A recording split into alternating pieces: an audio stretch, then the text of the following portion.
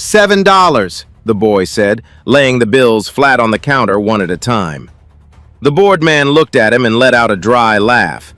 Son, you understand you're buying 90 dead calves?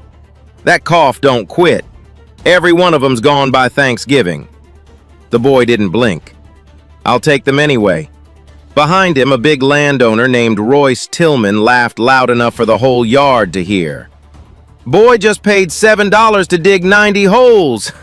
On all-wreck ground, no less. Can't grow a weed up there. The whole stockyard laughed with him. A black boy, barely old enough to drive, loading 90 coughing calves nobody wanted. But that winter, a fever swept the prairie and killed every herd for miles. Every herd except his. Why? The auctioneer had run through the 90 calves fast, the way a man hurries past a thing that embarrasses him. A coffin calf in October was a dead calf by Thanksgiving, and everyone in that stockyard on the low prairie north of Weller Springs had buried enough of them to know the arithmetic.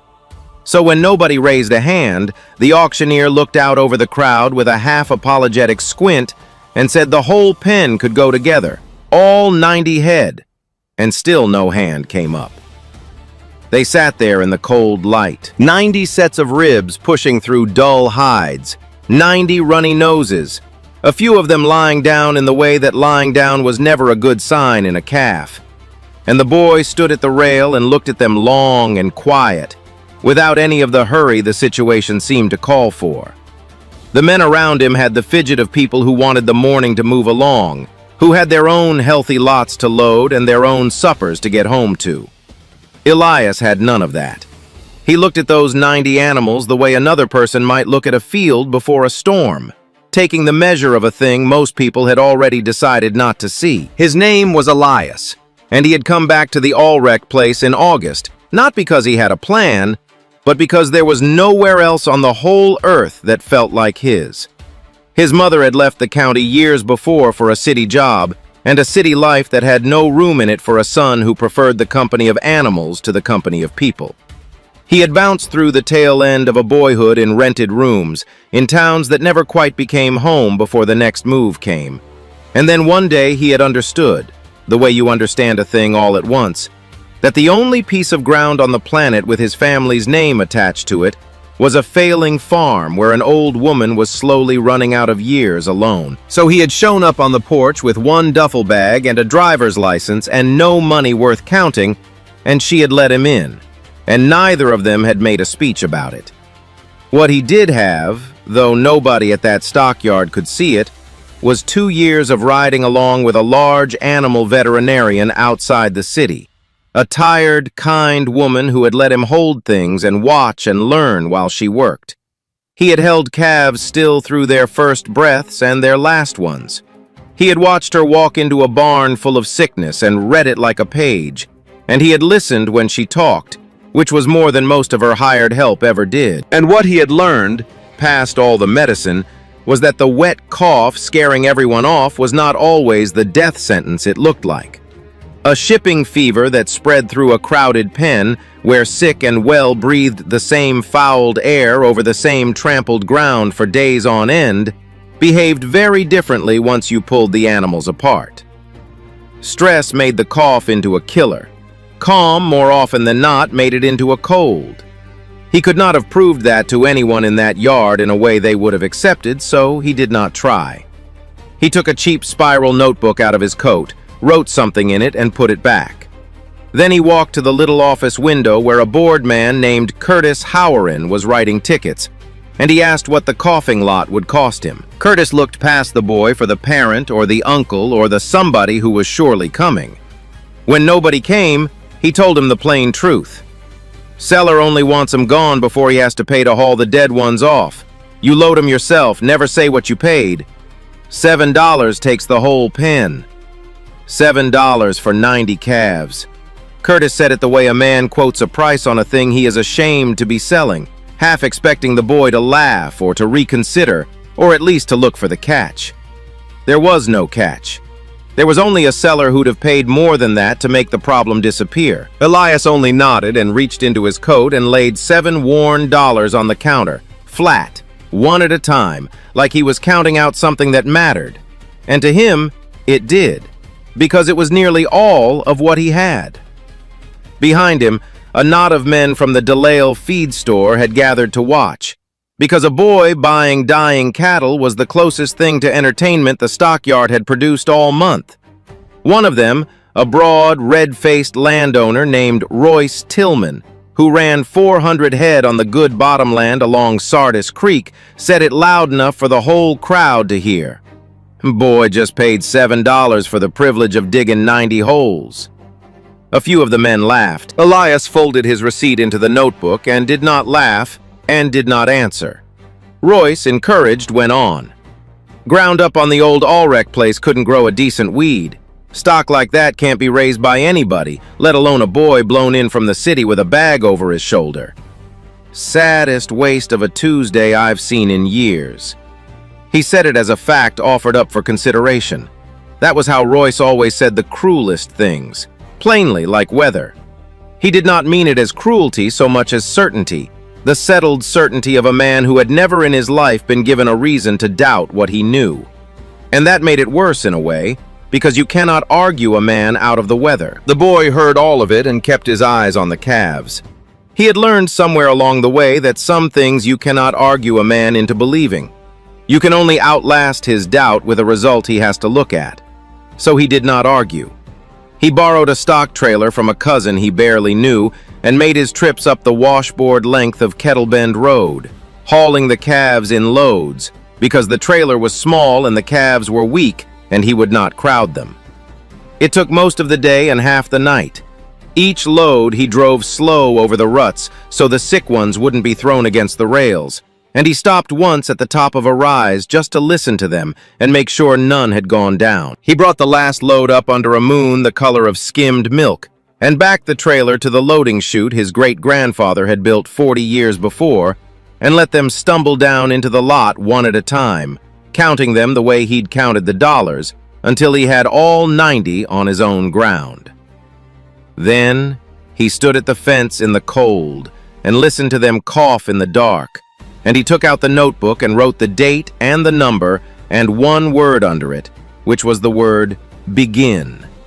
And he went inside the old house where a single light burned, and his great-aunt was sitting up waiting, because she always waited up, having reached the age where sleep had become a thing she took in small, suspicious portions. Her name was Verley Ulrich, and she was 86 years old and had lived on that quarter section her whole life.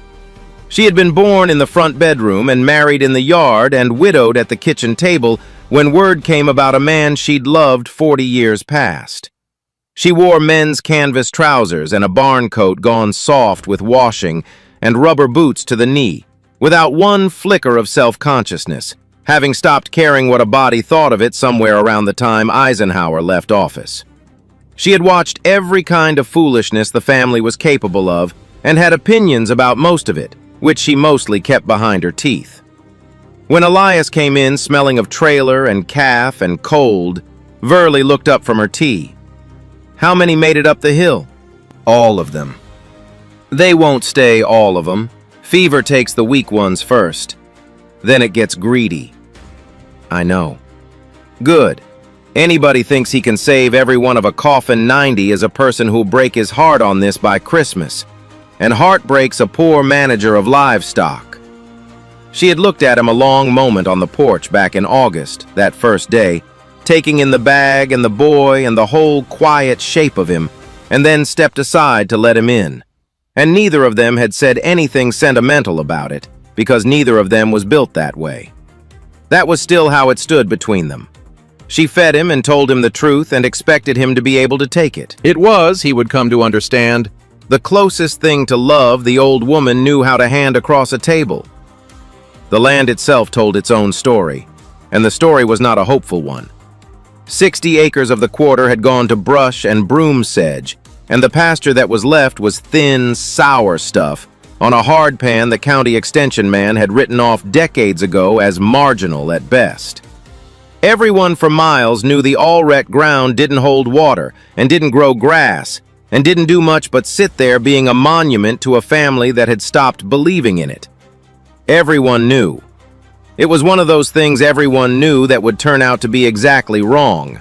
But it would be a long while before anyone found that out. What nobody around Weller Springs had bothered to remember was that the old man, Verley's late brother and the boy's great-grandfather, a stubborn, narrow man named Emmett Ulrich, dead 30 years, had spent the last decade of his life keeping ledgers about that ground. Not money ledgers, grass ledgers. But that came later. That first night, all Elias had was 90 coughing calves, an old woman who withheld hope like it was a scarce commodity, and a way of looking at things that most people mistook for slowness when it was really the opposite. Morning came hard and gray, and the work that came with it was the kind that doesn't photograph as anything but a boy in the cold. He split the 90 into small bunches and spread them across the whole run-down place instead of crowding them, which cost him 10 times the walking, but meant no calf breathed another's sickness for long.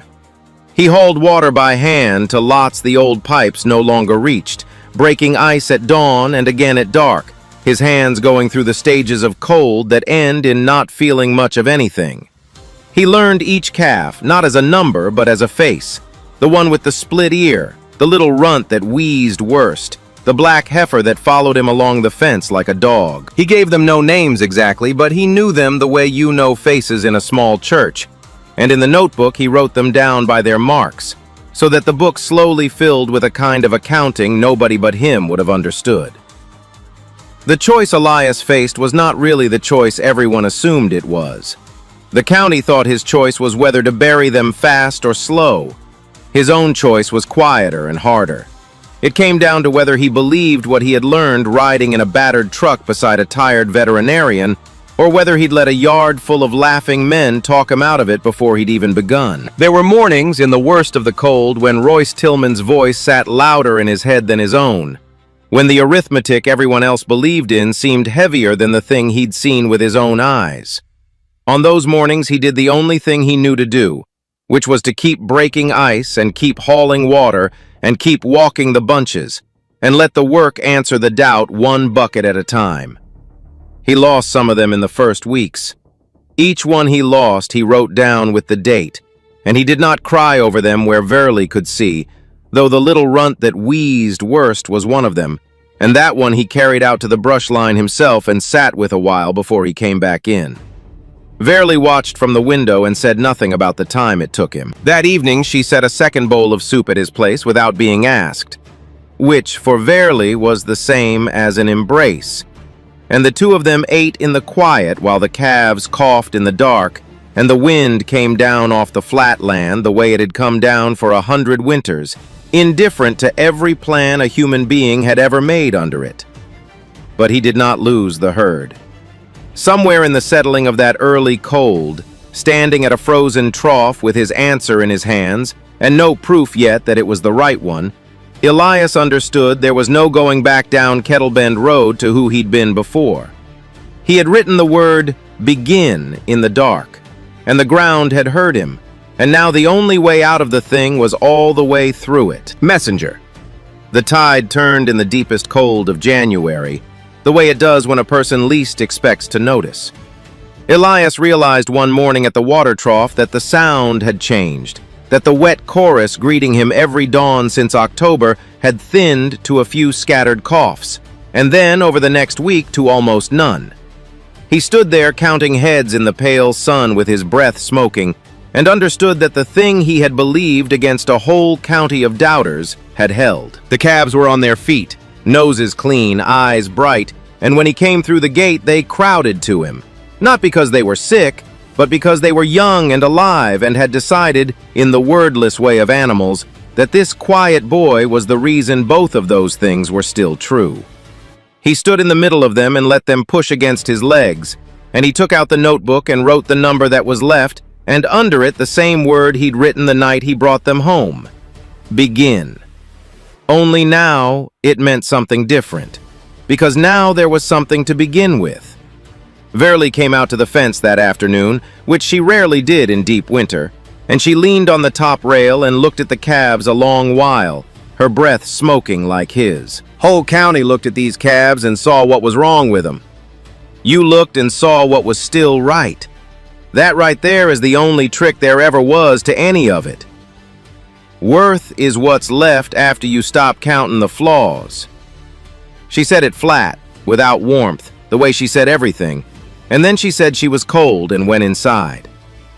Elias stood at the fence, turning the sentence over in his hands like a stone from a creek. He wrote that down too. He would need it, though he didn't know yet how many times or in how many winters he would take it back out and hold it up against the dark. The first real barrier was not the fever. The fever he had beaten. The barrier was arithmetic. By March, the calves had put on flesh and dropped the gaunt, hollow look of the stockyard, and Elias faced the plain question of what a person actually does with a herd of yearling cattle when he has no money to feed them through to market weight the ordinary way, on bought corn and commercial rations, the way Royce Tillman and every other cattleman in the county did it. He had spent his last real money hauling them home and doctoring them through the winter. There was no line of credit for a boy with a bag and a receipt. The bank in Weller Springs would have laughed him back out the door, and he knew it, and he did not bother to go. If he could not carry the herd forward on what the land already had, everything he'd already won would come to nothing. That was the March he climbed the narrow stairs to the north room and found his great-grandfather's shelf of black composition books, thick with dust, the spines gone brittle, and sat down on the cold plank floor and started reading a dead man's handwriting by the light of the one dim bulb. He read for 3 days, whenever he wasn't hauling water. At first it was slow going. The pencil faded and the hand cramped, and he nearly set the books aside as the ramblings of an old man with too much time. And then the pattern rose up out of the pages, and he understood he was not reading rambling at all.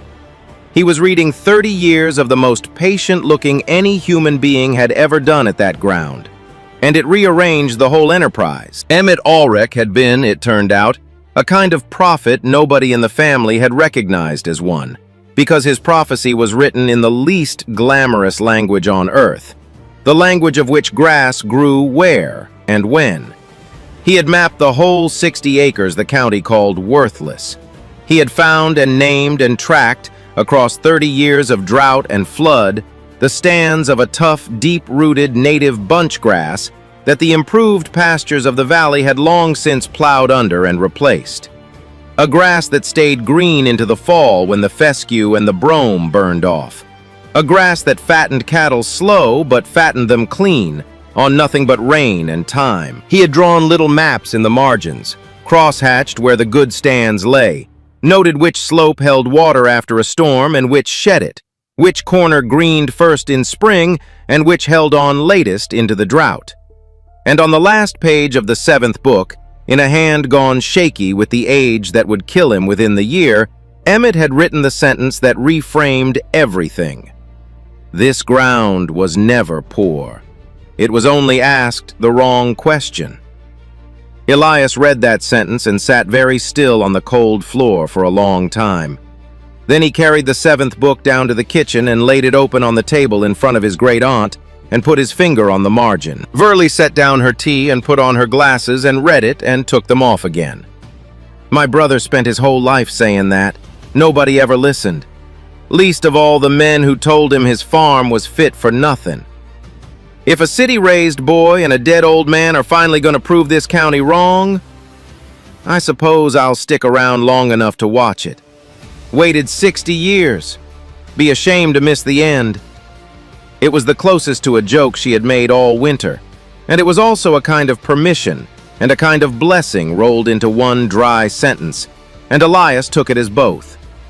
So he did the thing that made no sense to anyone who watched him do it. Instead of selling the yearlings as feeder cattle that spring, which would have gotten him a little money and been the sane thing to do, he turned them out onto the 60 acres of brush and broom sedge everyone knew was worthless.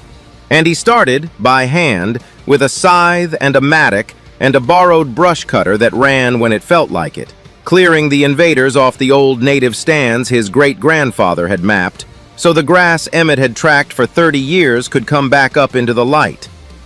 It was slow past describing. He'd clear a patch the size of a garden in a hard day's work and stand back and see how much of the 60 acres was left and feel the smallness of what one person with hand tools could do against a whole landscape. His hands blistered, and the blisters became calluses, and the calluses cracked in the cold. There were evenings he lay down aching in every joint and could not have said honestly whether the day had moved the thing forward at all. But he had learned patience from the Calves, and from Verley, and without knowing it from a dead man's ledgers, and so he just kept clearing, day on day, through the mud of April and into the green rush of May. And behind him, in the cleared patches, the old grass came. It came up thick and blue-green and deep-rooted, exactly where Emmett had said it would, in the exact places his pencil had marked a lifetime before. The first morning he saw it, a blade of it, then a clump, then a whole hollow gone green where there'd been nothing but broom sedge. He stood over it a long while because it was the first hard proof outside a notebook that the dead man had been telling the truth. The cattle found it and grazed it down, and it came back stronger, the way that grass had always done and the improved valley pastures never could. The heart of what he learned that spring, the piece that mattered more than the clearing, was how to move them. Emmett's books were firm about it. He moved the cattle in small bunches from patch to patch, never letting them eat a stand down to its roots, always shifting them on before the grass gave up, so that behind them the prairie recovered instead of failing. Spread out, calm, rotated, unhurried. It was the same principle that had carried the coffin calves through the winter. Keep them from crowding, keep them from stress, keep them from grinding the same ground into sickness, only now applied to the earth itself. He did not think of it as one idea at the time. He only followed the book and watched it work.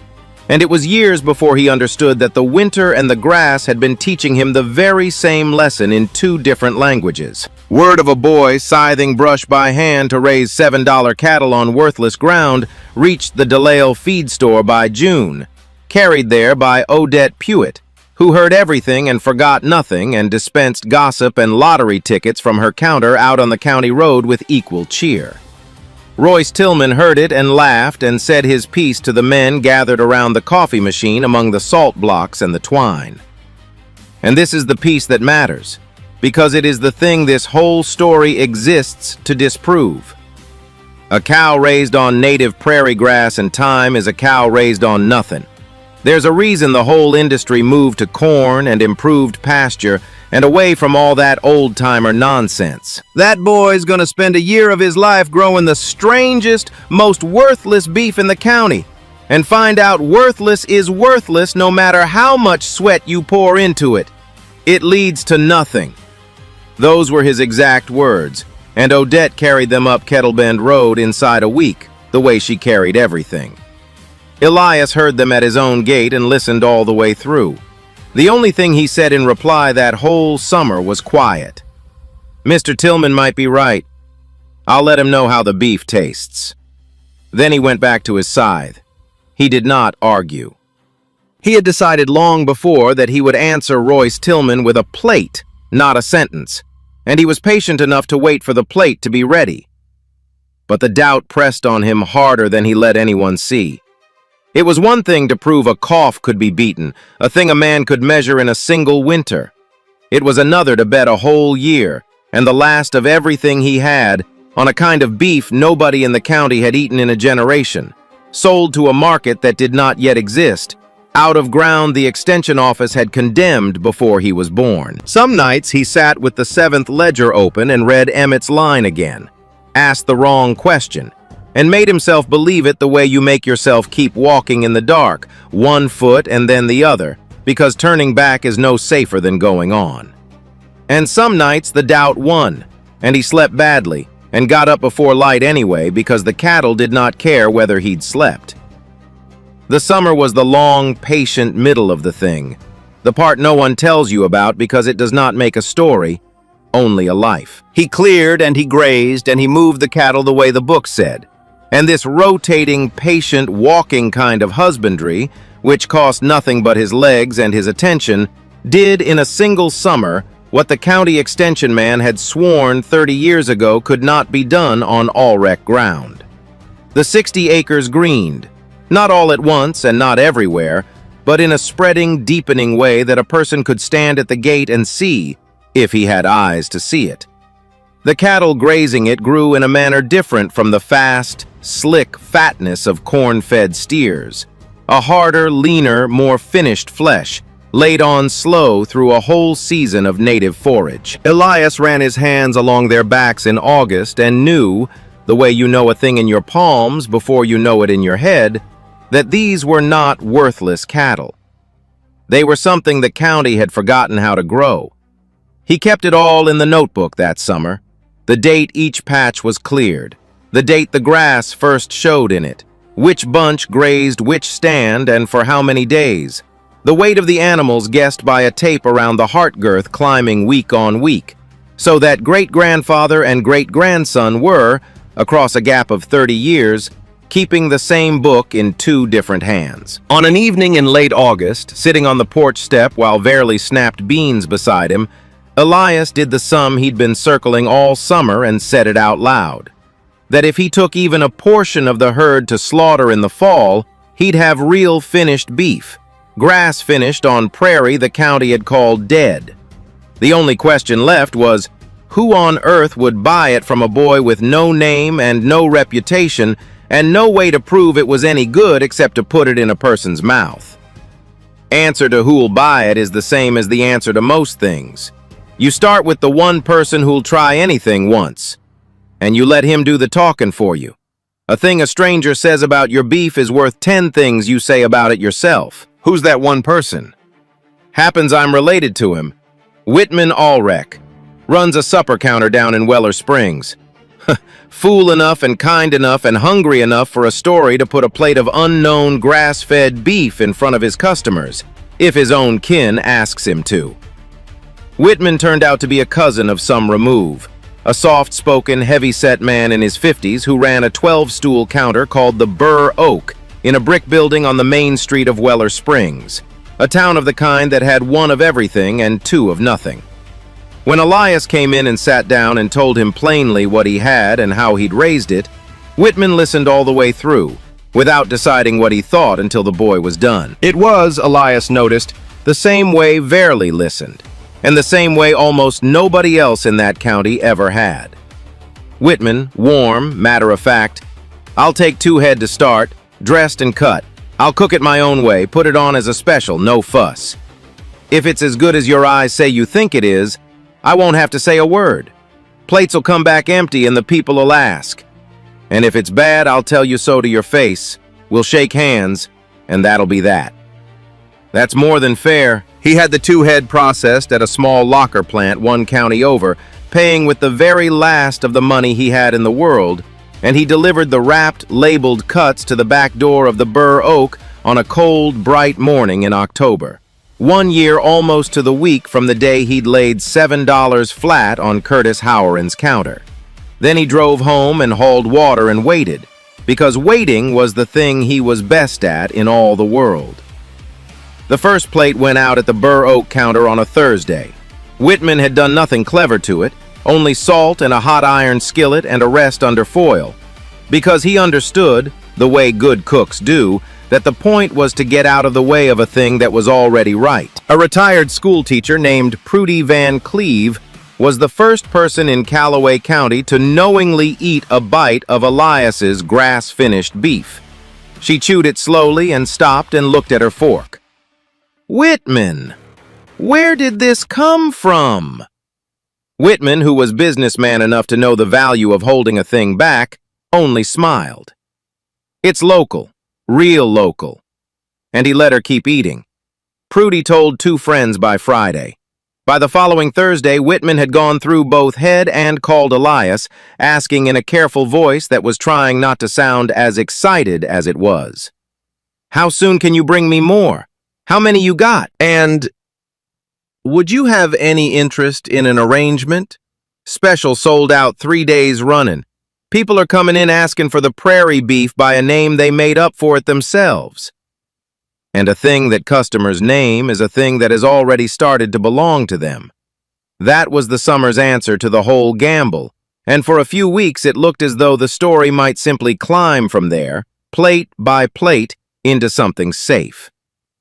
But this was cattle country, and the prairie did not deal in safe. The second autumn came on dry and strange, with a warmth in it that the old-timers didn't like, and by the time the nights turned hard, the sickness had already started somewhere down along the river bottoms. It moved fast, faster than anything Elias had seen in the crowded stockyard pen, a shipping fever gone feral and let loose on the whole low prairie at once. It got into the big improved herds first, the corn-fed cattle standing shoulder to shoulder on the rich valley pastures, breathing the same air over the same ground, and it went through them like fire through broom sedge.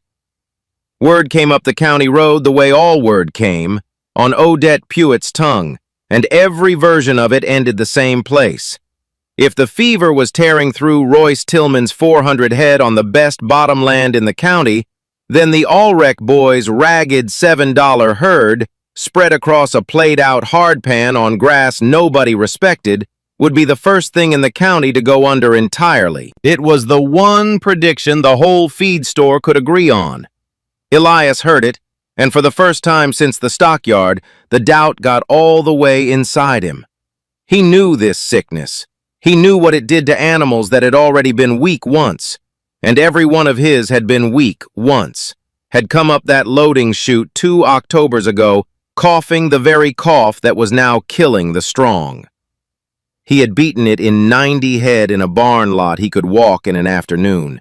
He did not know if he could beat it across 60 acres with a whole county's worth of it blowing in on the wind. There was nothing to do but the thing he had always done. Go out into the cold and act on his own answer and wait for the ground to give its verdict. He walked the fence lines at first light and again at dark, moving the small bunches, keeping them spread and calm and off the trampled ground, doing the only things he knew and knowing they might not be enough. Verily watched from the window, 87 now and slowing in the way the very old slow, and she did not tell him it would be all right, because she had never once in his hearing said a thing she didn't believe. The morning the first of his own began to cough, Elias stood at the fence in the gray light with the notebook in his coat and did not take it out. Down the valley, herds 10 times the size of his were dying by the score, and now the sound he had beaten 2 winters ago had come back to his own gate on the wind. There was not one thing left he could do but open the gate at dawn and find out how many were still standing. Everything he had built, the grass, the beef, the name the customers had given it, the sentence a dead man left in a margin, all of it now hung on ground and animals and a sickness that answered to no plan a human being had ever made. He had never in his life been closer to losing all of it at once. The fever climbed to its worst in the last 2 weeks of that October, and there was nothing quiet about it. Down along Sardis Creek and out across the good bottomland, the big herds were dying by the score, and the men who owned them stood at their fences through the cold nights with lanterns, doing what could be done, which was not much. Royce Tillman lost cattle faster than he could count them, 400 head thinned by a thing that no amount of bought corn or improved pasture had prepared them for. The crowded, well-fed, valley-raised cattle that had been the pride of the county went down in the churned mud of their own lots, and there was a helplessness in it that a proud man had never had to feel before. The helplessness of having done everything right by everything he knew and watching it fail anyway. Elias met each of those mornings the same way. He opened the gate at first light and walked into the spread-out bunches with his heart in his throat, listening for the wet rattle he had beaten 2 winters before and now feared past reason. A few of his own had started to cough. He knew that cough in his sleep. He moved them off the trampled ground, kept them from crowding, hauled them clean water, and gave them the one thing the big herds could not have: space and calm and distance from one another. Then he stood at the fence and waited for the ground to tell him whether the thing he believed was true or whether he had spent 2 years and everything he owned learning it wrong. The verdict came the way the first one had: slow and then all at once. The scattered coughs among his cattle did not spread. They did not deepen into the drowning rattle that was emptying the valley. Where a corn-fed steer, packed shoulder to shoulder with 200 others, breathed the sickness in over and over off the same fouled ground until it drowned him, Elias's cattle stood apart across 60 acres of native grass, each small bunch its own island, and the fever ran into all that space and calm and simply ran out of fuel. A calf that took sick had no crowd to give it to. The sickness would flare in one animal and find no bridge to the next and burn itself out alone. By the first hard freeze of November, it was over, and the tally was a thing the county could not make itself believe. Elias had lost a handful, not a herd, not a score, a handful. The weak few that fever always took, no more than he'd have lost in an ordinary winter. The rest stood on their feet in the pale sun, lean and hard-finished and alive. On the ground everyone knew was worthless, raised the way everyone knew was foolish. And they were the only cattle for miles that the sickness had not gutted. It made no sense to anybody who had spent a life in cattle. And then, turning it over, it made too much sense. And that was worse. Because the thing that had saved them was the very thing the whole county had laughed at. The spreading out that cost 10 times the walking, the refusal to crowd, the moving them on before they ground a stand into sickness, the native grass and the rain and the time. Every piece of it Royce Tillman had called nothing, and every piece of it had turned out to be the wall between the all-wreck herd and the thing that killed his own. Word of it went up and down the county road on Odette Pewett's tongue, but this time it did not go as a joke, and it did not go as gossip. It went as something closer to awe. People who had never driven up Kettlebend Road in their lives found reasons to drive it now, slowing at the fence line to look at the lean cattle scattered across the blue-green grass, trying to square what they saw with everything they had always known.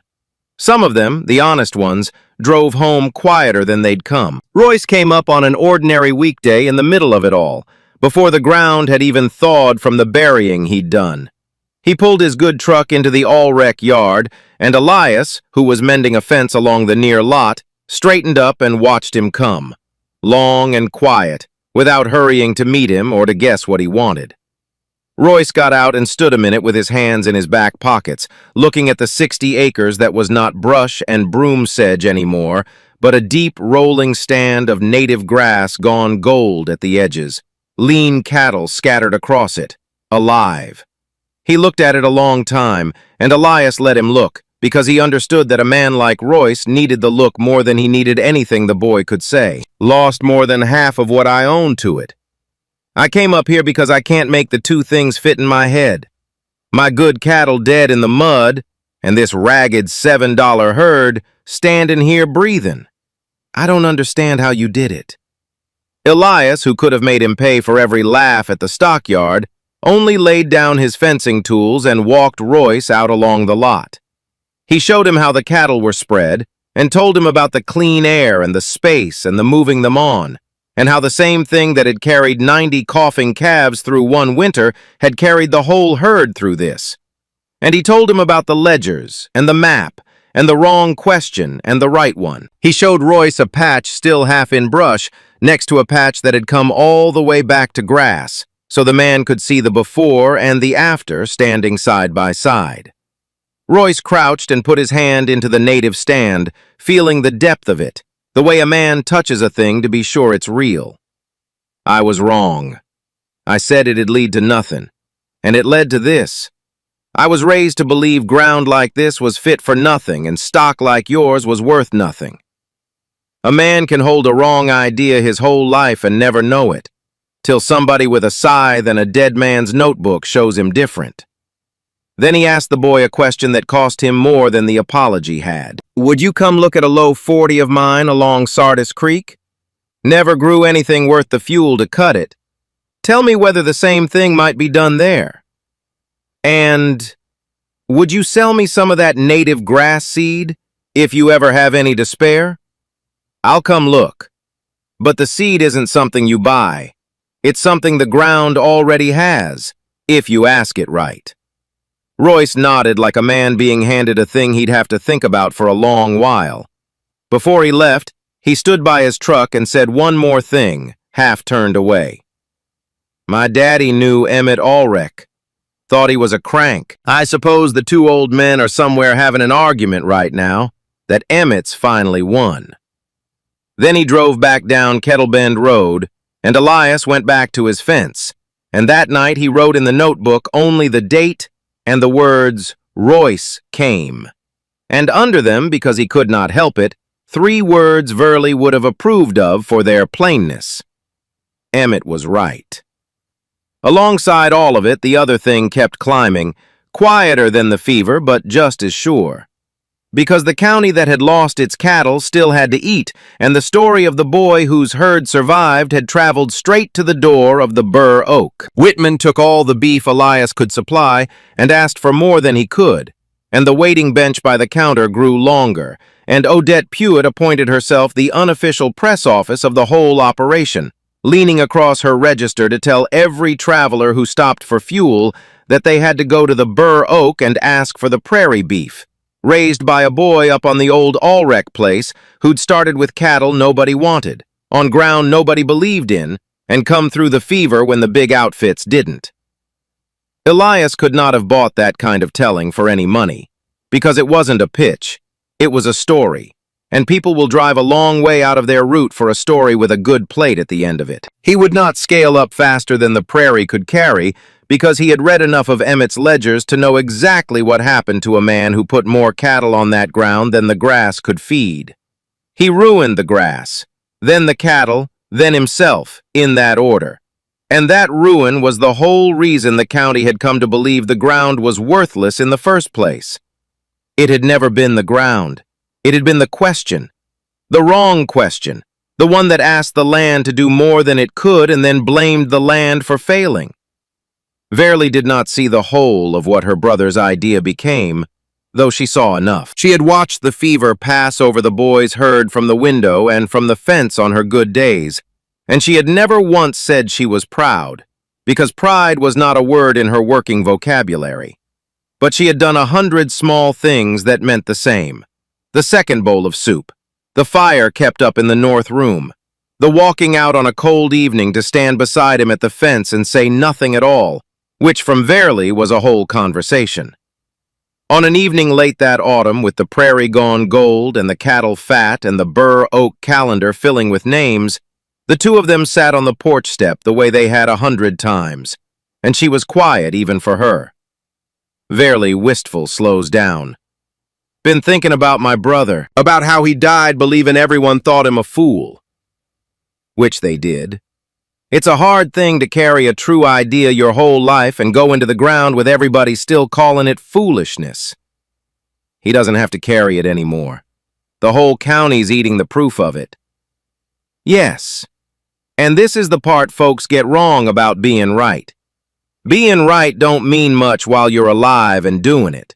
It only turns into something later, in other hands, after you're past knowing. The trick, if there's a trick, is to do the right thing anyway, without needing to be alive for the part where the world admits it. She said it flat, looking at the gold grass, and then she said she was tired and cold and went in. Elias sat on the step a while longer in the dark, listening to the cattle move against the fences, and something in the old woman's voice made him write that night more than the date. He wrote the whole sentence down, the one about doing the right thing anyway so he wouldn't lose it. He was glad afterward that he had. Verley died in her sleep that winter in the front bedroom where she'd been born, on a still, cold night with the stars hard and close over the flat land. She went the way she'd have wanted, if she'd have admitted to wanting anything. Quietly and without a production, having lived long enough to watch her brother's idea come all the way true in the hands of a boy who'd shown up on her porch with one duffel bag and nowhere else to be.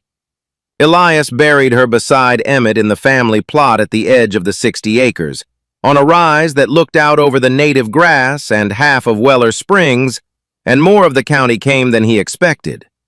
Whitman came, and Odette, and Prudy Van Cleve, and a quiet neighbor of Royce's named Alden Colby, who had been telling anyone who'd listened for a year that he'd been a cattleman for 40 years and wasn't sure he'd ever put a better piece of beef in his mouth. And standing at the back in his good coat with his hat in his hands was Royce Tillman, who did not say much, but who had left on the kitchen table without ceremony a covered dish and a note in a hand as plain as his speech that said only that Verily had raised a good one.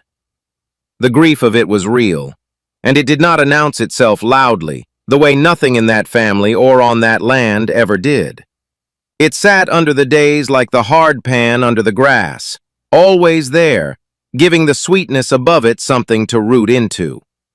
Elias kept working through it because the cattle did not stop needing water for grief, and because Verily of all people would have had no patience for a lot of lying down, and because the work by then had become the only prayer he knew how to say. He expanded in the years after, but he expanded the way he had done everything else, by patience, and never by debt, and never faster than the grass could carry.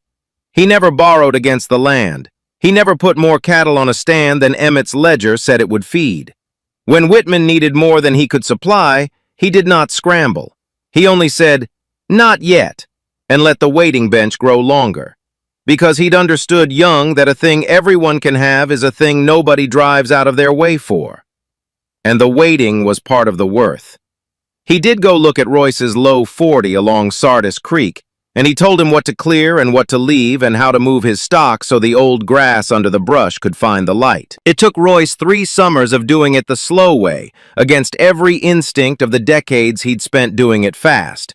But the grass came on the Tillman bottomland the same as on the all-wreck hardpan, because it had never been about the ground.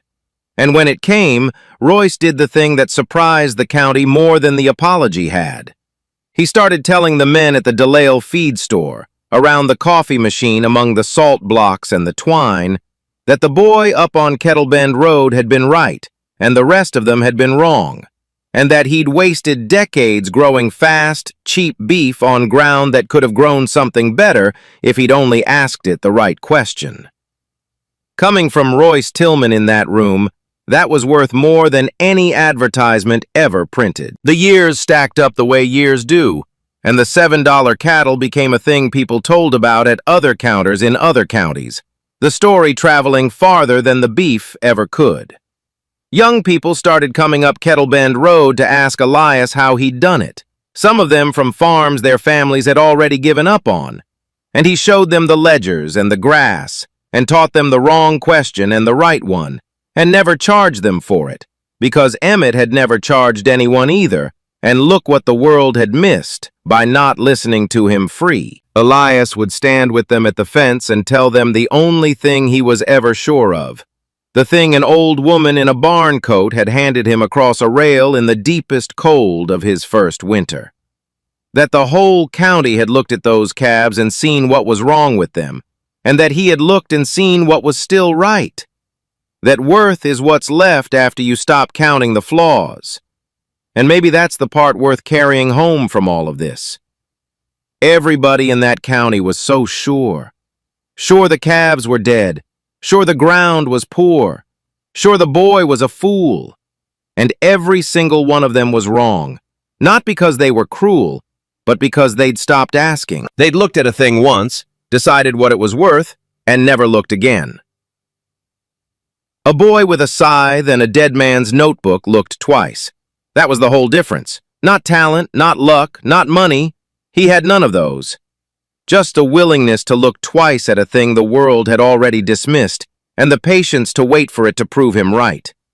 Because that's the thing nobody tells you about worth. It rarely announces itself. It doesn't come slick and fat and shoulder to shoulder with the easy wins. More often it's coughing in the back pen, on the ground nobody believes in, waiting for one person patient enough to see what's still right instead of counting up what's wrong. So here's the quiet question this leaves behind. What's the thing in your own life that everybody's already written off? The idea they laughed at, the patch of ground they said would never grow, the person, maybe even yourself, that the world took one quick look at and decided wasn't worth the trouble. Maybe it was never poor. Maybe it was only ever asked the wrong question. If this story found you tonight and stuck with you, do me one small kindness. Tell me in the comments the town you're listening from, because I read them, every one, and I like knowing where in the world a story like this lands. And if you've ever had somebody look at a thing you loved, or a thing you made, or a thing you were, and decide out loud that it wasn't worth it, tell me that too. I think Verley would have wanted you to say it plainly. And if you believe, like she did, that worth is what's left after you stop counting the flaws, leave a like on your way out, and follow along, because there are more of these coming, and I'd be glad to have you here for them. It's a small thing, but small, patient things done anyway, well, you just heard what they grow into. Take care of yourselves out there.